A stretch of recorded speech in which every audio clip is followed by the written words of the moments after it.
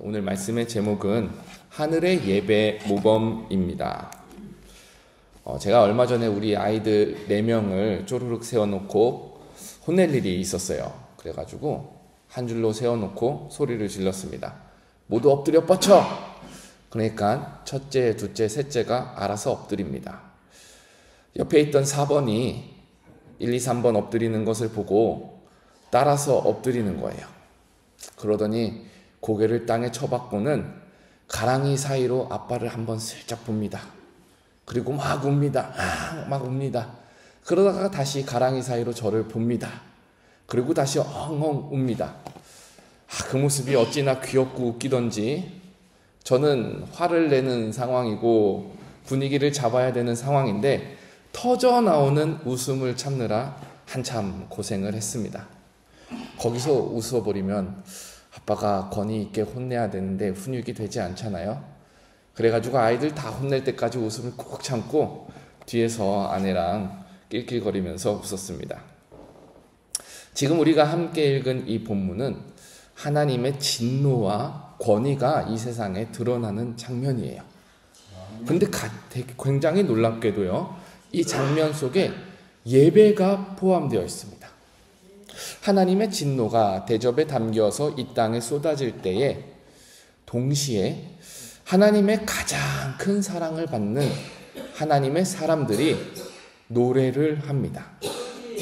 여기서 우리가 먼저 짚고 넘어가야 할 사실이 있다면은 본문 속에 나타난 예배는 먼 훗날에 천국에서만 드려지는 예배가 아닙니다.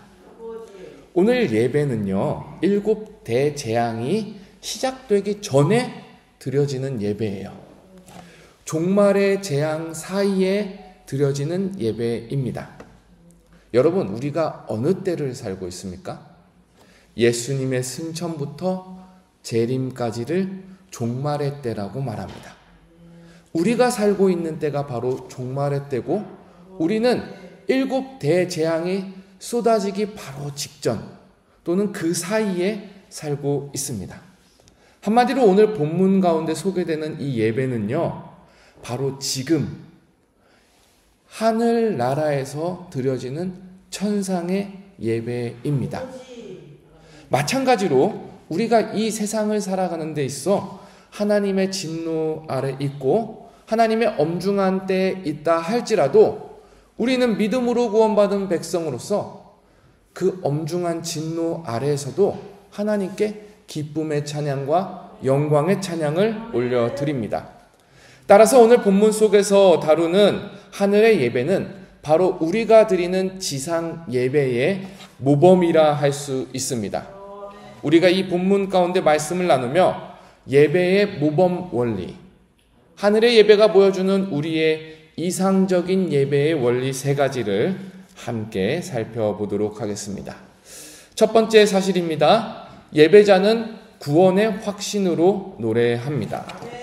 2절에 보면 또 내가 보니 불이 섞인 유리바다 같은 것이 있고 짐승과 그의 우상과 그의 이름의 수를 이기고 벗어난 자들이 유리바닷가에 서서 하나님의 검은 고를 가지고, 예배의 장면이 소개되죠.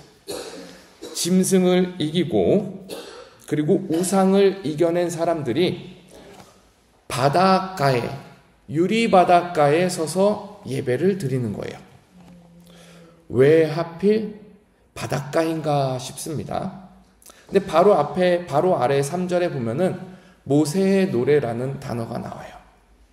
이때 딱 우리가 기억해낼 수 있는 것이 성경에서 바다가 처음 등장하는 장면입니다.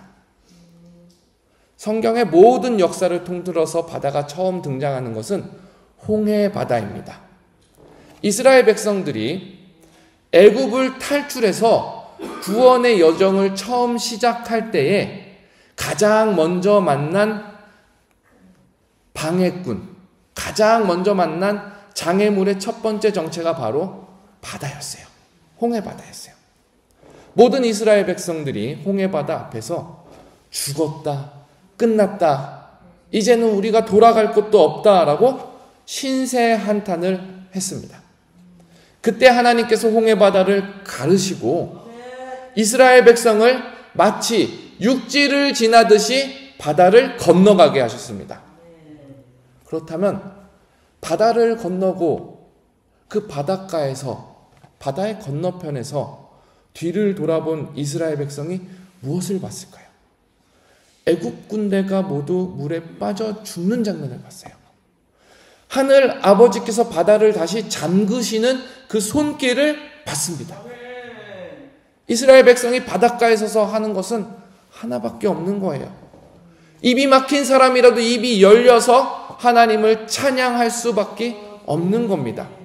하나님의 선택을 받은 백성들, 끝까지 승리하게 하시는 하나님의 은혜를 입은 사람들, 짐승과 우상의 위협으로부터 구원을 받은 사람들은 찬양을 할 수밖에 없어요. 목소리를 높일 수밖에 없습니다. 확신이 없을 수 없습니다. 이것이 바로 천상의 예배이고, 이것이 바로 지금 우리가 드리는 예배의 확신입니다. 우리 예배의 확신이 어떻게 표현되는지 한번 15장 3절을 읽어보겠습니다. 시작. 하나님의 종 모세의 노래, 어린 양의 노래를 불러 이르되 주 하나님 곧 전능하신 이시여 하시는 일이 크고 놀라우시도다. 만국의 왕이시여 주의 길이 의롭고 참되시도다.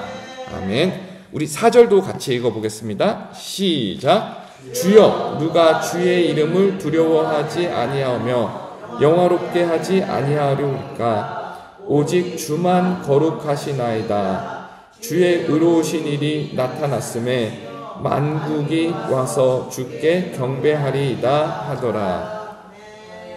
이 찬양을 보면은 찬양의 중심이 있죠. 바로 하나님이십니다. 우리가 부르는 모든 찬양은 하나님을 높이는 노래예요. 하나님의 하신 일에 감사하는 거고요. 하나님의 왕되심을 온 세상에 나타내서 선포하는 것이 찬양의 본질입니다. 그리고 무엇보다 중요한 사실이 이 가운데 있는데 바로 확신이에요. 3절에 보면은 주의 길은 의롭고 참되다. 4절에 보면은 주의 의로우신 일이 나타났음에. 우리는 우리 인생에 나타난 주님의 의를 확신하면서 주님의 의를 높이는 것이 우리의 찬양인 줄 믿습니다. 여기에서 예배의 또 다른 본질이 나옵니다. 두 번째 본질은요, 하나님의 거룩한 질서가 예배의 중심에 있어야 해요. 잘 들어보세요. 하나님께서 의로우시다는 말은요, 하나님께서 하시는 일은 항상 옳다. 하나님께서는 틀린 일을 하지 않는다. 하나님의 실천과 행동은 항상 의롭다, 옳다라는 말이 하나님은 의로우시다라는 말이에요. 그렇다면 왜 하나님은 항상 옳은 일만 하실까? 바로 하나님의 성격이, 성품이 거룩하기 때문입니다. 하나님은 본질적으로 순결하시고 구별되기 때문에, 악에서부터 구별되기 때문에 옳은 일만 선택하시는 분이 하나님이세요.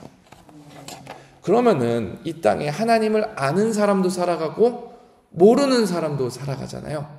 아는 사람은 말씀을 통해서 하나님께서 거룩하고 의로우다는 사실을 계속해서 배워나갈 수 있습니다.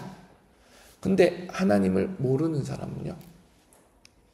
하나님을 모르는 사람이 이 땅 가운데 하나님께서 거룩하고 의로우시다라는 방법을 실질적으로, 실천적으로 배워가는 방법이 두 가지가 있는데요. 하나는 하나님께서 우리를 구원하신 역사예요. 우리 삶에 드러난 하나님의 거룩함, 사랑하심, 때마다 베푸시는 은혜, 그리고 이 구원의 역사가요, 우리 삶이라는 하나님의 작품을 통해서, 우리 삶이라는 하나님을 노래하는 노래를 통해 가지고 이웃에게 전달되는 거예요. 우리가 하나님의 의로우심을 홍보하는 홍보물, 찬양하는 악기가 된다라는 사실입니다. 여러분, 이스라엘 백성을 보십시오. 홍해바다를 건넌 이스라엘이 하나님을 찬양할 때 그 찬양을 누가 들었겠어요? 홍해 바닷가 근처에 사는 모든 민족이 다 보는 거예요. 광야를 지나서 가나안에 들어가는 이스라엘을 보고 누가 하나님을 알겠습니까? 가나안 원주민들이 하나님이 살아계시는구나. 하나님께서 이스라엘을 구원하시는구나. 가나안 백성들도 이스라엘을 통해서 하나님을 알게 되는 거예요.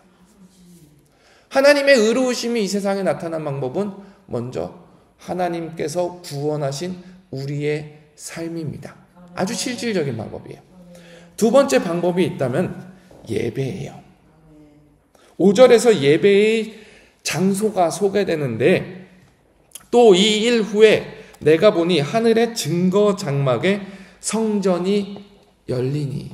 하늘의 성전을 증거 장막, 광야에서 임시로 예배를 드렸던 언약궤가 있던 천막을 말하면서 하늘의 성전이 열린다라고 해요. 그럼 하늘의 성전이 열리면 그 가운데 뭐가 있겠습니까?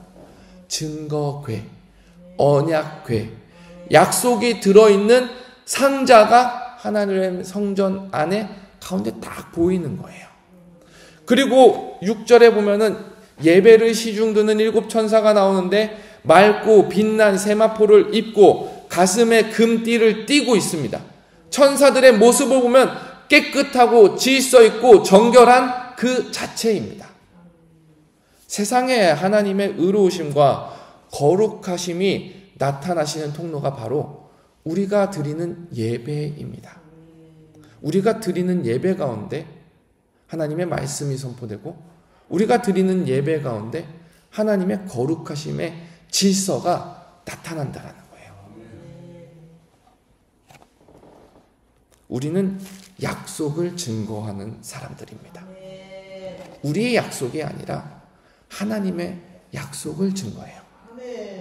여러분, 세상에서 어디 계약을 할 때, 계약을 한다는 것은 약속을 한다는 거잖아요. 계약을 할 때 그 계약의 보증이 무엇입니까? 신용입니다. 신용. 맨날 거짓말을 하는 사람이 계약을 하자 그러면 그 계약은 애초부터 신뢰를 받지 못합니다. 약속을 증거할 때 무질서한 사람이 증거를 하면 그 약속 자체가 질서가 없는 것이 되는 겁니다. 그래서 우리는 약속을 나타내고 증거하는 예배에 앞서서요, 가장 맑고 하얀 주님이 주신 세마포를 입어야 되는 거예요. 하나님께서 우리에게 보여주신 거룩한 질서를 따라가야 하는 겁니다. 이것은 우리만의 예배가 아닙니다. 예배는 하나님께서 의로우시다는 그 약속이 세상에 선포되는 자리입니다. 우리 예배의 중심을 하나님께서 알려주시는 거룩한 질서의 방향을 따라 자리 잡는 영산이 되기를 주님의 이름으로 부탁드립니다. 마지막으로 예배는 하나님의 공의와 심판을 선포하는 자리입니다. 우리 7절을 함께 읽어보겠습니다. 시작.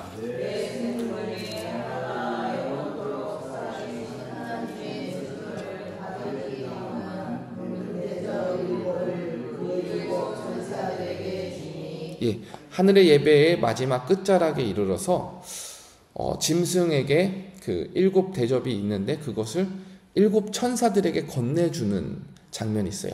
근데 그 7 대접에 뭐가 가득 차 있다 그러죠? 하나님의 진노가 가득 차 있는 대접을 7 천사에게 줍니다. 8절도 읽어보겠습니다. 시작. 하나님의 영광과 능력으로 말미암아 성전의 연기가 가득 차매 7 천사의 7 재앙이 마치기까지는 성전에 능히 들어갈 자가 없더라. 아멘.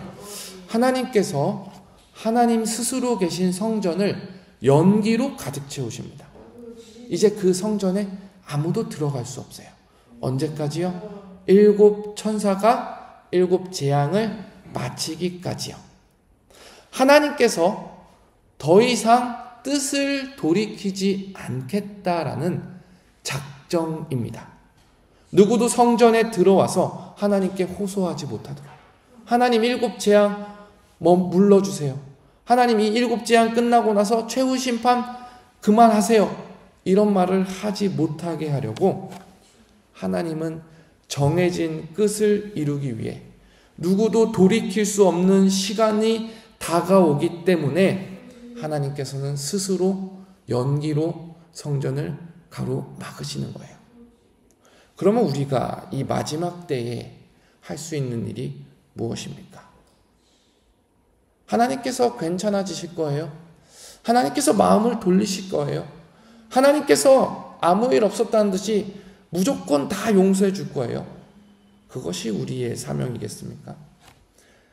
심판을 알리는 것도 우리의 사명입니다. 교회는 하나님의 사랑과 축복도 선포해야 하지만 무엇보다도 진실을 가려서는 안 됩니다. 그렇다면 우리는 직무를 유기하는 거예요. 침몰하는 배에서 선원들이 해야 할 말은 무엇일까요? 배가 튼튼합니다. 안전합니다. 걱정하지 마세요. 모든 승객은 다 괜찮을 거예요. 이러는 순간 배 안의 모든 사람은 죽습니다. 배가 침몰할 때에 선원들은 배가 가라앉습니다. 이 배에서 뛰어내려야 합니다. 우리에게 시간이 없습니다. 얼른 자지 말고 핸드폰 그만하고 간식 먹는 거 그만 먹고 우리 말 듣고 살 준비하세요. 이게 승객들이 선원들이 해야 하는 메시지입니다. 우리가 드리는 이 예배의 자리에서 하나님의 공의와 심판을 선포한다는 것은 이와 같습니다.